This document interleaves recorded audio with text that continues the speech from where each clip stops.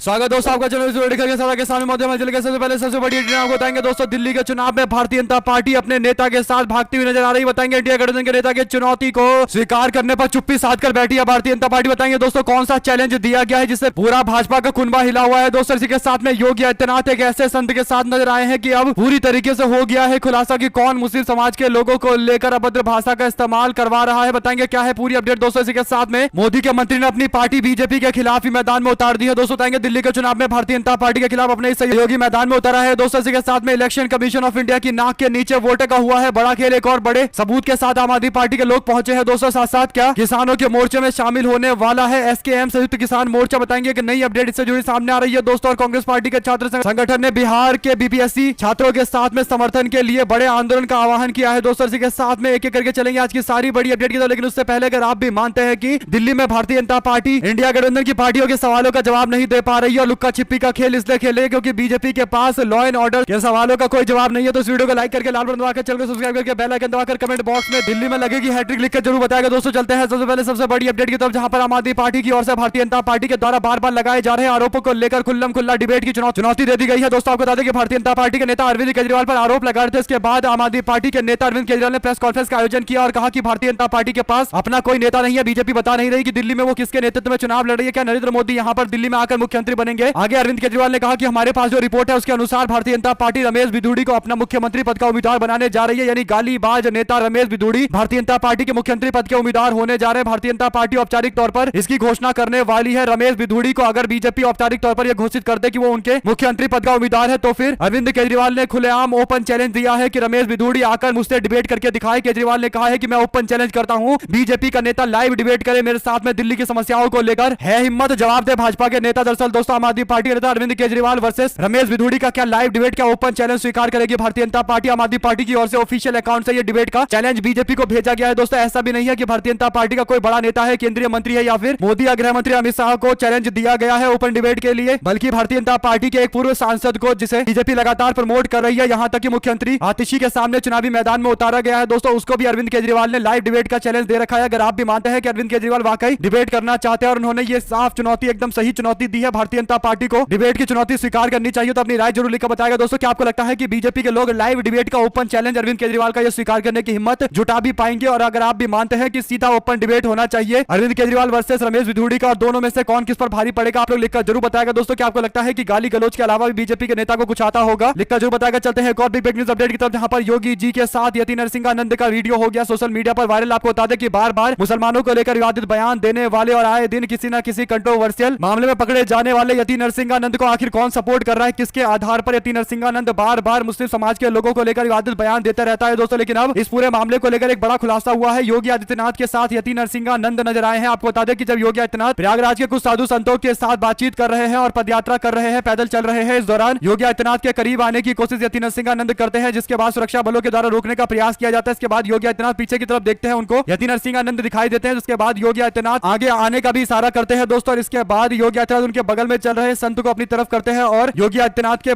बगल में आकर यति नरसिंहानंद नजर आने लगते हैं दोस्तों फोटो के फ्रेम में, जिससे साफ तौर पर समझ में आता है कि कहीं ना कहीं यति नरसिंहानंद को लेकर भारतीय जनता पार्टी के नेता खासकर योगी आदित्यनाथ का क्या रवैया है। सोशल मीडिया पर लोगों ने कहा कि क्या मुख्यमंत्री योगी आदित्यनाथ जी इस इंसान के नफरती बयानों को नहीं जानते हैं? आपकी क्या राय है दोस्तों? लिखकर जरूर बताएगा। इस फोटो के बारे में चलते हैं एक और बड़ी अपडेट की तरफ, जहां पर दिल्ली के विधानसभा चुनाव 2025 को लेकर आम आदमी पार्टी के प्रत्याशी घोषित किए जा चुके हैं। कांग्रेस पार्टी बीजेपी अपने अपने प्रत्याशी घोषित कर चुकी है। वहीं पर कुछ अन्य राजनीतिक दल भी अपनी सियासी किस्मत आजमाने की कोशिश कर रहे हैं। एआईएमआईएम, बीएसपी और एनसीपी ने अपने उम्मीदवार उतारने का फैसला लिया, तो दूसरी ओर मोदी सरकार के कैबिनेट मंत्री रामदास अठावले ने भी फैसला लिया है कि उनकी पार्टी भी दिल्ली का चुनाव अलग से लड़ेगी। इसके लिए 15 उम्मीदवारों के नाम की घोषणा कर दी गई है दोस्तों। Republican party of India Delhi के 15 सीटों पर चुनाव लड़ रही है। हालांकि रिपब्लिकन पार्टी ऑफ इंडिया को महाराष्ट्र में 15 सीटों पर चुनाव लड़ना चाहिए था, लेकिन वहां पर भारतीय जनता पार्टी से डरकर मात्र 2 सीटों पर चुनाव लड़ा था, जिसमें एक ही सीट उनको मिल पाई है। लेकिन अब दिल्ली में 15 सीटों पर चुनाव लड़ रहे हैं दोस्तों। हालांकि उनके चुनाव लड़ने से 1-2 सीटों पर असर पड़ सकता है, लेकिन सवाल यह है कि क्या Republican party of India Bharatiya Janata party से डरती है? जो महाराष्ट्र उनका गढ़ है, वहां पर ज्यादातर सीटों पर उनको चुनाव लड़ना चाहिए, तो उसकी जगह आप दिल्ली में आकर चुनाव लड़ रहे हैं। आपको जो भी लगता है लिखकर जरूर बताएगा दोस्तों। चलते हैं एक और बड़ी अपडेट की तरफ, जहां पर दिल्ली के विधानसभा चुनाव में वोटर लिस्ट को लेकर बीजेपी और आम आदमी पार्टी आमने सामने आ गई है दोस्तों। सूबे की नई दिल्ली विधानसभा सीट के वोटर लिस्ट को लेकर आम आदमी पार्टी ने बीजेपी पर गंभीर आरोप लगाया। आम आदमी पार्टी का आरोप है कि बीजेपी चुनावी फ्रॉड करके चुनाव जीतना चाहती है। बता दें कि आम आदमी पार्टी के सुप्रीमो और दिल्ली के पूर्व मुख्यमंत्री अरविंद केजरीवाल को हटाने के लिए ना जाने कैसे कैसे षड्यंत्र रचे जा रहे हैं दोस्तों। बता दें आपको कि भारतीय जनता पार्टी के नेता जहां पर एक और पैसा बांटते पकड़े गए, तो दूसरी ओर एक के बाद एक कई सारे वोटर्स को लिस्ट से बाहर किया जा रहा है। आम आदमी पार्टी के सांसद संजय सिंह ने बताया है कि परवेश वर्मा भारतीय जनता पार्टी के प्रत्याशी के अपने एड्रेस पर 37 वोट जोड़े गए हैं। दोस्तों, उन्होंने दावा किया है कि केंद्रीय मंत्री पंकज चौधरी के एड्रेस पर 26 नए वोटर्स ऐड किए गए हैं, उनके एप्लीकेशन आए हैं। उन्होंने कहा है कि इसी तरीके से बीजेपी के कई सांसदों के एड्रेस पर कई तरीके के नए वोटर्स ऐड किए गए हैं। आम आदमी पार्टी से लेकर सवाल उठा रही है, कह रही है कि यह गलत तरीके से वोटरों को जोड़े जाने का मामला है। कुल मिलाकर दोस्तों 15 दिन में 5500 वोटर के नाम काटने और 13,000 नए नाम ऐड करने का आवेदन दिया गया है। क्या आपको लगता है कि यह नॉर्मल प्रोसेस चल रहा होगा? दोस्तों, जरूर इसके पीछे कोई ना कोई पुरानी साजिश चल रही है। जैसा कि लोकसभा चुनाव को लेकर भी सवाल खड़े हुए थे, महाराष्ट्र इलेक्शन में भी एक अप्रत्याशित तरीके से वोटर के लिस्ट में बदलाव देखने को मिला था। दोस्तों, आपकी क्या राय है लिखकर जरूर बताएं। इसी के साथ में दिल्ली के चुनाव से पहले भारतीय जनता पार्टी के लोगों का दावा है कि सीएजी की रिपोर्ट आई है और आम आदमी पार्टी सरकार को लेकर शराब घोटाला, शीश महल को लेकर कई सारे सवाल खड़े किए गए। हालांकि दोस्तों, लोग अभी तक पूछ रहे हैं कि आखिर वो रिपोर्ट है कहां। बीजेपी के नेता केवल दावा कर रहे हैं कि रिपोर्ट आ गई है, रिपोर्ट आ गई है, लेकिन कहीं भी दूर दूर तक आपको कहीं कोई रिपोर्ट नजर नहीं आएगी। लेकिन मीडिया में भी दावे किए जा रहे हैं। इसी के साथ प्रदर्शनकारी किसान नेताओं ने एसकेएम से कहा है कि बिना किसी देरी किए हुए आंदोलन को समर्थन करिए। दरअसल दोस्तों, पंजाब और हरियाणा के किसानों का संभू और खनौरी बॉर्डर पर जारी आंदोलन के बीच पंजाब के किसान नेताओं ने संयुक्त किसान मोर्चा के नेता जगजीत सिंह डल्लेवाल की बिगड़ती सेहत के मद्देनजर बिना किसी देरी के उनके आंदोलन को समर्थन देने और मजबूत करने की अपील की है। दोस्तों, एसकेएम और किसान मजदूर मोर्चा के नेताओं ने यह अपील एसकेएम के 6 सदस्यीय समिति से की है, जिसने शुक्रवार को खनौरी आंदोलन स्थल का दौरा किया। दोस्तों, एसकेएम के नेताओं ने किसानों की मांग को स्वीकार करने के लिए केंद्र के खिलाफ संयुक्त लड़ाई लड़ने के लिए किसान संगठनों के बीच में एकजुटता पर जोर दिया है। एसकेएम 30 से अधिक किसान संगठनों का संयुक्त मोर्चा है, जिसने डल्लेवाल के सेहत के बारे में जानकारी ली है। दोस्तों, आपकी क्या राय है लिखकर जरूर बताएगा। चलते हैं एक और बिग ब्रेकिंग न्यूज अपडेट की तरफ, जहां पर national student union of India NSUI के राष्ट्रीय अध्यक्ष वरुण चौधरी ने शनिवार को पटना पहुंचे और बीपीएससी के परीक्षार्थियों के समर्थन में ऐलान किया है कि उनकी पार्टी, उनका पूरा संगठन मिलकर यह लड़ाई लड़ेगा। खुले तौर पर ऐलान किया गया है कि बिहार के अंदर, पूरे बिहार में राष्ट्रीय स्तर इस तरीके का आंदोलन करेंगे और बिहार में भी आंदोलन को लेकर रणनीति बनाई जा रही है। कुल मिलाकर दोस्तों, एनएसयूआई के लोग पूरे बिहार में मोर्चा खोलने वाले हैं। धीरे धीरे करके सारे नेता एकजुट होते नजर आ रहे हैं। साथ साथ जिस तरीके से दिल्ली के अंदर इलेक्शन के मैनेजमेंट को लेकर सवाल खड़े हो रहे हैं दोस्तों, इस बीच कांग्रेस पार्टी के कई सारी पदाधिकारी पहुंच गए मुख्य निर्वाचन अधिकारी सीईओ से मुलाकात करने के लिए। उनसे मतदान वाले दिन अनुशासन बनाए रखने और यह सुनिश्चित करने की पुलिस से लिखित निर्देश जारी करे कि पार्टी के कार्यकर्ताओं को परेशान ना किया जाए। दिल्ली प्रदेश कांग्रेस कमेटी के अध्यक्ष देवेंद्र यादव ने पार्टी के अन्य कुछ नेताओं के साथ दिल्ली के सीईओ से मुलाकात करते हुए कहा है कि जब चुनाव का दिन होगा, जिस दिन वोट डाले जाएंगे, उस दिन यह सुनिश्चित होना चाहिए कि विपक्ष के लोगों को परेशान ना किया जाए। चुनाव में किसी भी तरीके की गड़बड़ी के आरोप विपक्ष के लोग लगाए तो उसकी तुरंत सुनवाई की जानी चाहिए और विपक्ष के लोगों को डराने धमकाने की जगह उनकी बातों को सुना जाना चाहिए और लिखित आदेश जारी होने चाहिए। साथ साथ दोस्तों, शिवसेना यूबीटी के नेता संजय राउत ने प्रधानमंत्री मोदी पर तंज कसा है। मोदी अपने आप को नॉन बायोलॉजिकल बता रहे थे, लेकिन लोकसभा चुनाव में जनता ने बता दिया कि आप बायोलॉजिकल हो और 240 वाली सरकार है आपकी। इसके बाद मोदी को नीतीश और टीडीपी का जब समर्थन लेना पड़ा तब उनको समझ में आ गया कि वो बायोलॉजिकल ही है, नॉन बायोलॉजिकल नहीं है, जो उनको एक भ्रम हो गया था 303 सीटों के बाद। अब शिवसेना यूबीटी के नेता संजय राउत ने प्रधानमंत्री मोदी के बयान पर तंज कसा है। दोस्तों, मोदी ने कहा कि मैं भी इंसान हूं, भगवान नहीं हूं, मुझसे भी गलतियां हो जाती है। इस पर अब शिवसेना के नेता संजय राउत ने कहा है कि मैं उनको इंसान नहीं मानता, वो भगवान है। उन्होंने पहले भी कहा था कि वो अवतार है। कुल मिलाकर दोस्तों, तंज कसा गया है मोदी के ऊपर। साथ साथ मध्य प्रदेश के अंदर सीएजी की रिपोर्ट आई और एक बड़े घोटाले का खुलासा हुआ था। इस पर भारतीय जनता पार्टी के एक नेता ने कोई बयान नहीं दिया, लेकिन दिल्ली के अंदर सीएजी की कोई रिपोर्ट भी जारी नहीं की गई और बीजेपी के लोग सीएजी की रिपोर्ट का दावा करके दिल्ली के सरकार पर आरोप लगाने लगे। तो अशोक कुमार पांडे बोले, कहा मनोज तिवारी जी वैसे तो सही सवाल उठा रहे हैं कि आम आदमी पार्टी सीएजी रिपोर्ट पेश करने से बच क्यों रही है, लेकिन सवाल यह भी है कि भाजपा सरकार का भ्रष्टाचार जिन रिपोर्ट से उजागर हुआ था उस पर खामोशी क्यों है। वैसे भाजपा सांसद विधानसभा चुनाव में सक्रिय हो गए हैं, कांग्रेस के लोकसभा प्रत्याशी लोग कहां हैं, यह सवाल पूछा गया है। दोस्तों, दरअसल ऐसा लग रहा है कि मनोज तिवारी को भारतीय जनता पार्टी ने इस बार जानबूझकर बैकफुट पर रखा हुआ है। उनसे दिल्ली के चुनाव को लेकर कुछ बड़े कार्यक्रम नहीं करवाए जा रहे हैं, उनसे एक दो बयान मात्र दिलवाया जा रहा है। क्योंकि पिछली बार जब दिल्ली के चुनाव हुए थे तब रिंकिया के पापा बोलकर आम आदमी पार्टी ने जमकर ट्रोल किया था और रिंकिया के पापा वर्सेस आम आदमी पार्टी के नेता अरविंद केजरीवाल का चुनाव बन गया था दोस्तों, जिसके कारण बीजेपी को हार का सामना करना पड़ा। इसीलिए मनोज तिवारी इस बार साइड लाइन कर दिए गए हैं। लेकिन आम आदमी पार्टी पर जब सीएजी की रिपोर्ट को लेकर आरोप लगाए गए तो भाजपा ने उनसे बयान दिलवाया है, इसी पर तंज कसा गया है। दोस्तों, आपकी क्या राय है लिखकर जुटाएगा। साथ साथ केरल के विधानसभा में जितनी पार्टियां हैं उतनी पार्टियां शायद भारत के किसी विधानसभा में नहीं है दोस्तों। यही बड़ा कारण है कि लगभग हर पार्टी का एक ना एक कोई विधायक जरूर होता है। अब तृणमूल कांग्रेस की भी लॉटरी लगी है। यहाँ पर केरल की राजनीति में एक बड़ा मोड़ आया है दोस्तों। केरल विधानसभा के अंदर निलंबुर क्षेत्र में विधायक पीवी अनवर ने टीएमसी का दामन थाम लिया है। इस मौके पर कोलकाता में टीएमसी के नेता अभिषेक बनर्जी की मौजूदगी में कार्यक्रम आयोजित किया गया। अनवर न सिर्फ केरल में टीएमसी में शामिल होने वाले पहले विधायक बन गए हैं, बल्कि उनके इस कदम के बाद राज्य की राजनीति में पार्टी के लिए एक नई ऊर्जा भी पैदा हो गई है दोस्तों। पीवी अनवर का राजनीतिक सफर काफी दिलचस्प रहा है। 2011 में एर्नाड में स्वतंत्र उम्मीदवार यानी निर्दलीय उम्मीदवार के तौर पर विधानसभा का चुनाव लड़ा था। 2014 में लोकसभा चुनाव में उन्होंने वायनाड से स्वतंत्र प्रत्याशी के तौर पर चुनाव लड़ा। 2016 में विधानसभा के चुनाव में वामपंथी लोकतांत्रिक मोर्चा से चुनाव लड़ा और निलंबुर से मैदान में उतरे और जीत गए। कांग्रेस पार्टी के आर्यदान शो शौकत को उन्होंने चुनाव हराया। इसके बाद पीवी अनवर ने अपनी नई राजनीतिक पार्टी बनाई। 2019 में एलडीएफ के उम्मीदवार के रूप में चुनाव लड़ा और 2021 में फिर से विधानसभा का चुनाव लड़के जीत के आए। अब उन्होंने तृणमूल कांग्रेस का दामन थामा है। दोस्तों उम्मीद है कि तृणमूल कांग्रेस को इससे फायदा मिलेगा। आपकी क्या राय है लिखकर जरूर बताएगा। साथ साथ कई सारे सोशल मीडिया पर प्लेटफॉर्म चल रहे जिसमें अलग अलग तरीके के दावे सामने आ रहे। दोस्तों दिल्ली के चुनाव को लेकर अभी कोई भी ओपिनियन पोल करने को तैयार नहीं है, क्योंकि मीडिया वालों को पता है कि उनका ओपिनियन पोल काफी बुरी तरीके से फेल हो जाता है। यही बड़ा खर्च है कि मीडिया वाले ओपिनियन पोल करने से बच रहे हैं, लेकिन फलोदी सट्टा बाजार ने अपने रेट लगाने शुरू कर दिया है। मीडिया में छपी रिपोर्ट के अनुसार आज की स्थिति में दिल्ली के चुनाव में कांग्रेस पार्टी एक निर्णायक भूमिका में है। आम आदमी पार्टी को 37 से 39 सीटें और भारतीय जनता पार्टी को 25 से 35 सीटें मिल सकती है। दोस्तों यानी कांग्रेस पार्टी कैसा परफॉर्म करेगी इस पर चुनाव के नतीजे तय होंगे। अगर कांग्रेस पार्टी 5 से 6 सीटें जीतने की स्थिति में दिल्ली में आ जाए तो फिर मुकाबला जबरदस्त तरीके का हो जाएगा और एक तरीके से इंडिया गठबंधन को ही फायदा मिलेगा। लेकिन कहीं ना कहीं कांग्रेस पार्टी आम आदमी पार्टी से अच्छा खासा बार्गेन कर सकती है। आपकी क्या राय है दोस्तों? क्या आम आदमी पार्टी और कांग्रेस पार्टी को चुनाव के खराब नतीजे आने से पहले ही आपस में समझौता कर लेना चाहिए? क्योंकि अगर कांग्रेस पार्टी और ज्यादा मजबूत होती है और त्रिकोणीय मुकाबला होता है और बीजेपी को गलती से फायदा मिल गया तो दोनों पार्टियों को नुकसान होगा और आम आदमी पार्टी को ज्यादा ही नुकसान होगा। इसलिए आम आदमी पार्टी को 2 कदम आगे बढ़ाना चाहिए। आम आदमी पार्टी को कांग्रेस के साथ गठबंधन बनाने पर बातचीत करनी चाहिए। साथ साथ मध्य प्रदेश के इंदौर मामले में आरोपी पार्षद जीतू यादव पर भारतीय जनता पार्टी ने अनुशासनात्मक कार्रवाई की है। दोस्तों जीतू यादव को 6 साल के लिए भाजपा से निलंबित कर दिया गया है। पार्षद ने पार्टी की कार्रवाई से पहले अपने पोस्ट से इस्तीफा दे दिया। इंदौर के नगर निगम के वार्ड 24 से जुड़ा मामला है। दोस्तों आपको बता दें कि पार्षद से विवाद के बाद अपमानजनक वारदात को अंजाम देने से पार्टी की छवि धूमिल हुई है, यह बयान दिया गया है। दरअसल दोस्तों भारतीय जनता पार्टी के एक पार्षद का बीजेपी के ही पार्षद के साथ में लड़ाई हो जाती है। उसी मामले में बीजेपी के पार्षद उनके समर्थकों के साथ भारतीय जनता पार्टी के ही दूसरे पार्षद के घर घुस जाते हैं और उनके नाबालिग बेटे को उसकी मां और दादी के सामने पीटने लगते हैं। दोस्तों दुर्व्यवहार किया जाता है। कुल मिलाकर भाजपा का पार्षद भारतीय जनता पार्टी के पार्षद के ही घर में जाकर उन्हीं के लोगों से मारपीट कर रहा है। दोस्तों इस पर जाकर अनुशासनात्मक कार्रवाई की गई है। इसी के साथ में बिहार के दिग्गज नेता और पूर्णिया के सांसद पप्पू यादव ने पार्लियामेंट के डिस्कशन को लेकर स्पष्टीकरण देते हुए कहा है कि पार्लियामेंट का अगला सेशन जो बजट सेशन होगा उसमें बिहार के मुद्दों पर चर्चा कराने के लिए जोर शोर से भाजपा सरकार पर दबाव बनाया जाएगा। पेपर लीक का मामला हो या फिर बिहार के प्रगति का मामला हो, इन सारे मुद्दों पर चर्चा करवाया जाएगा। कुल मिलाकर दोस्तों सबसे ज्यादा फोकस बीपीएससी के पेपर लीक का मामला है। युवाओं की ताकत पहचानते हुए कांग्रेस पार्टी के सारे नेता एकजुट होकर बिहार पहुंच रहे हैं। धीरे धीरे करके एक बड़ा आंदोलन भी देखने को मिलेगा और बिहार बंद का भी आह्वान किया गया है। दोस्तों के साथ में बिहार में एनडीए की सरकार है, कोई निर्दोष नहीं बच पाएगा। ये बयान कोई और नहीं बल्कि भारतीय जनता पार्टी के विधायक ने दिया है। दोस्तों आपको बता दें कि बिहार के अंदर एक घटना होती है। इस घटना पर प्रतिक्रिया देते हुए भारतीय जनता पार्टी के विधायक दोषियों पर कार्रवाई करने की बातें करने की जगह मीडिया से कहते हैं कि भारतीय जनता पार्टी एनडीए गठबंधन की सरकार है, इसीलिए राज्य के अंदर किसी भी निर्दोष को नहीं छोड़ा जाएगा। यानी वो निर्दोष को प्रताड़ना करने की बातें कर रहे हैं। निर्दोष को नहीं छोड़ा जाएगा, निर्दोष पर कार्रवाई की जाएगी। बार बार उनके द्वारा निर्दोष निर्दोष कहा जा रहा है कि निर्दोष पर कार्रवाई की जाएगी। इसके बाद लोगों ने सोशल मीडिया पर भारतीय जनता पार्टी के विधायक का बयान पकड़ लिया दोस्तों और कहने लगे कि बीजेपी ऐसे लोगों को टिकट देती है जिसे पता भी नहीं है कि निर्दोष कौन होता है और दोषवान कौन होता है और अपराधी कौन होता है। वो निर्दोष को सजा देने की बातें कर रहे हैं, वैसे भी हकीकत बोल रहे हैं। भारतीय जनता पार्टी एनडीए गठबंधन की बिहार सरकार में निर्दोषों पर ही तो कार्रवाई हो रही है। आपकी क्या राय है दोस्तों? क्या गलती से बीजेपी के विधायक ने अपनी सरकार की पोल खोल दी है? उनकी हकीकत जनता के सामने रख दी है। जो भी आपको लगता है लिखकर जरूर बताएगा। इसके इतर भी जो भी आप कहना चाहते हैं लिखिएगा जरूर। साथ पंजाब के लुधियाना के अंदर पश्चिम निर्वाचन क्षेत्र में आम आदमी पार्टी के विधायक गुरप्रीत गोगी बस्सी की गोली लगने से मौत हो गई है। दोस्त गोली लगने से जख्मी विधायक को देर रात डीएमसी अस्पताल लाया गया है, जहां उन्हें मृत घोषित कर दिया गया है। परिजनों के मुताबिक उन्हें गलती से खुद को गोली मार ली और उनके सिर में गोली लग गई। गुरप्रीत गोगी को अब अस्पताल में ले जाया गया तो डॉक्टर ने उनको मृत घोषित कर दिया है। कुल मिलाकर दोस्तों इस मामले में अलग अलग तरीके की थ्योरियां चल रही है, लेकिन लॉ एंड ऑर्डर का मामला राज्य सरकार के हाथ में है तो राज्य सरकार पर दबाव भी बनाया जा रहा है। इसके साथ मध्य प्रदेश में कांग्रेस पार्टी के विधायक आरिफ मसूद ने शुक्रवार को कांग्रेस पार्टी की बैठक में मुस्लिमों का मुद्दा उठाते हुए कहा है कि मुस्लिम लीग को मुसलमानों ने खत्म किया। जब बीजेपी के लोग मुसलमानों को टारगेट करते हैं तो लोग हमारे चुप हो जाते हैं। उन्होंने कहा कि देश का माहौल जिस दिशा में ले जाया जा रहा है उसमें हमें कड़े फैसले लेने की जरूरत है। देश में हिंदू मुसलमान का माहौल बनाया जा रहा है। बीजेपी हिंदुत्व की बात करती है, हम उनके प्लेटफॉर्म पर खेलने लगते हैं तो आप खेलिए लेकिन आप हमेशा हारेंगे। कुल मिलाकर दोस्तों कांग्रेस पार्टी को लेकर उन्होंने बयान देते हुए कहा है कि कांग्रेस पार्टी को मुस्लिमों की आवाज को और जोर शोर से उठाना चाहिए। कांग्रेस पार्टी के कई सारे लोग जब भारतीय जनता पार्टी के द्वारा मुस्लिमों को टारगेट किया जाता है तब चुप्पी साध कर बैठ जाते हैं। ये बयान दिया गया है दोस्तों। क्या आप इस बयान से इत्तेफाक रखते हैं? जो भी आपको लगता है लिखकर जरूर बताएगा। चलते हैं एक और बड़ी अपडेट की तरफ, जहां पर महाराष्ट्र के मुख्यमंत्री देवेंद्र फडणवीस ने शरद पवार की तारीफ कर दी है। दोस्तों 2 दिन पहले खबर आई थी कि शरद पवार ने आरएसएस और भारतीय जनता पार्टी के चुनाव के मैनेजमेंट की तारीफ की है। शरद पवार के इस तरीके के बयान और उससे जुड़े हुए सुर्खियां आने के बाद अब देवेंद्र फडणवीस ने भी अपना पत्ता खोलने की कोशिश की है। दोस्तों उन्होंने शरद पवार की तारीफ करते हुए उनको इंटेलिजेंट यानी बुद्धिमान व्यक्ति बताया और कहा है कि राजनीति में कुछ भी पॉसिबल है। तो क्या शरद पवार को अपने साथ में लाने का इंडिकेशन दे रहे हैं देवेंद्र फडणवीस? वहीं पर देवेंद्र फडणवीस जो महाराष्ट्र के मुख्यमंत्री हैं शरद पवार को इससे पहले भी कई बार साथ में आने की अपील कर चुके हैं। दोस्तों शरद पवार को लेकर अलग तरीके की थ्योरियां चल रही है। कुछ का मानना है कि वो अपनी पार्टी का विलय अजित पवार की पार्टी में करवा देंगे। कुछ लोग कहते हैं कि भारतीय जनता पार्टी में उनकी पार्टी का विलय हो जाएगा। और वैसे भी शरद पवार ने कहा है कि वो ज्यादा से ज्यादा 1.5 साल तक राजनीति में एक्टिव और रहेंगे और उसके बाद राजनीति से उनको अलग रहना ही पड़ेगा उनकी उम्र के कारण। साथ साथ भारतीय जनता पार्टी 12 जनवरी को शिरडी के अंदर महाअधिवेशन करने जा रही है दोस्तों। 12 जनवरी को विवेकानंद जी के जन्म जयंती को एक युवा दिवस के तौर पर मनाया जाता है। इस दौरान भारतीय जनता पार्टी महाअधिवेशन का आयोजन करेगी। महाराष्ट्र बीजेपी के अध्यक्ष चंद्रशेखर बावनकुले ने कहा कि इस सम्मेलन में मोदी, शाह, नड्डा सहित कई बड़े नेता मौजूद रहेंगे और इस दौरान भारतीय जनता पार्टी के राष्ट्रीय अध्यक्ष के नाम पर मोहर लग सकती है। दोस्तों देखते हैं भारतीय जनता पार्टी किसको अपना राष्ट्रीय अध्यक्ष बनाएगी। हालांकि चुनाव तो होगा नहीं, बीजेपी राष्ट्रीय अध्यक्ष उसी को बनाएगी जिस पर मोदी और शाह की मंजूरी होगी और आरएसएस का समर्थन होगा। साथ साथ लखनऊ के यूनिवर्सिटी के प्रोफेसर बिमल जायसवाल ने 2005 में ओबीसी का गलत सर्टिफिकेट बनाकर नौकरी प्राप्त कर ली। इन पर आरोप है कि क्रीमी लेयर में आते हैं और नॉन क्रीमी लेयर फर्जी कागजात के जरिए नौकरी हासिल कर ली। उस वक्त उनके पिता एक बड़े सरकारी पद पर थे, इसके बावजूद फर्जी प्रमाण पत्र बनाकर इन्होंने ये पोस्ट हासिल कर ली है। सोशल मीडिया पर अब इनको एक्सपोज किया गया है, तो उम्मीद है कि कार्रवाई की जाएगी। साथ साथ जेडीयू के साथ नहीं होगा कभी भी राष्ट्रीय जनता दल का कोई गठबंधन। तेजस्वी यादव ने साफ शब्दों में, सुस्पष्ट शब्दों में कहा है कि नीतीश कुमार से गठबंधन कर खुद के पैर पर कुल्हाड़ी नहीं मारेंगे। बिहार में थाना और ब्लॉक के स्तर पर घूसखोरी चरम सीमा पर है। बिहार में डीके बॉस का टैक्स चल रहा है। जल्द ही नाम का खुलासा करेंगे कि आखिर ये डीके कौन है, कौन डीके नाम से टैक्स वसूली कर रहा है। दोस्तों आपकी क्या राय है लिखकर जरूर बताएगा। चलते हैं एक और बड़ी अपडेट की तरफ, जहां पर सीएजी की रिपोर्ट अभी तक रिलीज नहीं हुई है, लेकिन अपने आप को मीडिया का मेंबर बताने वाले, अपने आप को निष्पक्ष मीडिया का बताने वाले लोगों ने फेक न्यूज फैलानी शुरू कर दी है। दिल्ली के चुनाव के मद्देनजर आम आदमी पार्टी नेता अरविंद केजरीवाल को लेकर झूठे आरोप मढ़े जा रहे हैं। दोस्तों ऐसे ही एक तथाकथित पत्रकार है पल्लवी घोष, जो सीनियर एडिटर है CNN न्यूज 18 में। उन्होंने दावा किया है कि सीएजी की रिपोर्ट आई है, आम आदमी पार्टी पर 2026 करोड़ के नुकसान का आरोप लगा है, भ्रष्टाचार का आरोप लगा है और भारत के टैक्स पेयर के पैसे लॉस में चले गए हैं। इस तरीके के कई दावे के बाद लोगों ने कहा कि सीएजी की जिस रिपोर्ट के नाम पर आप ये दावा कर रही है वो रिपोर्ट है कहां, हमें भी दीजिए, हम भी उस रिपोर्ट को पढ़ते हैं। किसी को नहीं पता दोस्तों की रिपोर्ट है कहां, केवल हवा में तीर चलाया जा रहा है और एक जने ने तीर चलाना शुरू कर दिया तो सारे आकर तीर चला रहे, कोई ये पूछ नहीं रहा कि तीर चलाना कहां है। लेकिन ही वो मुद्दे होते हैं दोस्तों जिससे पता चल जाता है कि कौन सा पत्रकार मैनेज हो चुका है, कौन पत्रकार किसके पक्ष में खड़ा है, कौन निष्पक्ष खड़ा है। साथ साथ भारतीय जनता पार्टी के नेतृत्व वाले एनडीए गठबंधन में तब फूट मीडिया वालों को नहीं नजर आती है जब भारतीय जनता पार्टी के दो सहयोगी दलों ने खुद से चुनाव लड़ने का ऐलान किया। रामदास अठावले तो पहले से ही चुनाव लड़ रहे हैं अपनी पार्टी अलग से मैदान में उतारकर दिल्ली के अंदर, लेकिन एनसीपी के नेता अजित पवार ने भी अपने उम्मीदवार मैदान में उतार रखे हैं। दोस्तों एनडीए में तब फूट नहीं पड़ी, लेकिन अगर इंडिया गठबंधन की कोई पार्टी अलग चुनाव लड़ जाए तो उसके बाद मीडिया वाले रिपोर्ट छाप देते हैं कि इंडिया गठबंधन खत्म हो चुका है। लेकिन जब भारतीय जनता पार्टी से जुड़ा हुआ ये पूरा मामला है दोस्तों, एकदम चुप्पी साध कर बैठे हुए। शासक कृषि मंत्री शिवराज सिंह चौहान जीतू पटवारी से मुलाकात करने के लिए उनके घर पर पहुंच गए। जीतू पटवारी शिवराज सिंह चौहान मंगलवार को मिलने की कोशिश कर रहे थे, लेकिन बाद में मुलाकात हुई है। शिवराज सिंह चौहान के बेटे के शादी का कार्ड जीतू पटवारी को दिया गया है। दोस्तों इसी के साथ में बीजेपी के चुनावी घोटाले को संजय सिंह ने किया एक्सपोज। प्रवेश वर्मा सहित कई बीजेपी के सांसद और 2 केंद्रीय मंत्रियों के सरकारी आवास के पते पर सैकड़ों फर्जी वोटर्स आ गए हैं। लोकसभा चुनाव में बीजेपी के सांसदों के आवास पर मात्र 2 से 4 वोट हुआ करते थे, जो बढ़कर अब 30 से 40 हो चुका है। साथ साथ दोस्तों हनुमान बेनीवाल ने दिल्ली चुनाव के लिए आम आदमी पार्टी का समर्थन किया है। आरएलपी के राष्ट्रीय अध्यक्ष और सांसद हनुमान बेनीवाल ने अरविंद केजरीवाल के केंद्र सरकार के जाट समाज के आरक्षण देने की मांग पर पुरजोर समर्थन किया है। दोस्तों इसके साथ ही आगामी दिल्ली विधानसभा चुनाव के लिए भी हनुमान बेनीवाल ने अपना समर्थन आम आदमी पार्टी को दे दिया है। आपकी क्या राय है लिखकर जरूर बताएगा। हनुमान बेनीवाल जाट समाज से आते हैं और उनका समर्थन कहीं ना कहीं आम आदमी पार्टी को कुछ 1000 वोट तो जरूर ज्यादा दिलवाएगा। दोस्तों आपकी क्या राय है कि हनुमान बेनीवाल के समर्थन से दिल्ली के चुनाव में कुछ फर्क पड़ेगा, क्या आम आदमी पार्टी को इसका फायदा मिलेगा या नहीं मिलेगा? जो भी आपको लगता है लिखकर जरूर बताएगा। इसके साथ प्रधानमंत्री मोदी ने कहा था कि रुपया जब गिरता है तो भारत की प्रतिष्ठा गिरती है, लेकिन अब रुपया गिरते गिरते गिरते एकदम रिकॉर्ड स्तर पर गिर चुका है। 85 रुपए से भी नीचे गया है दोस्तों। 86 रुपए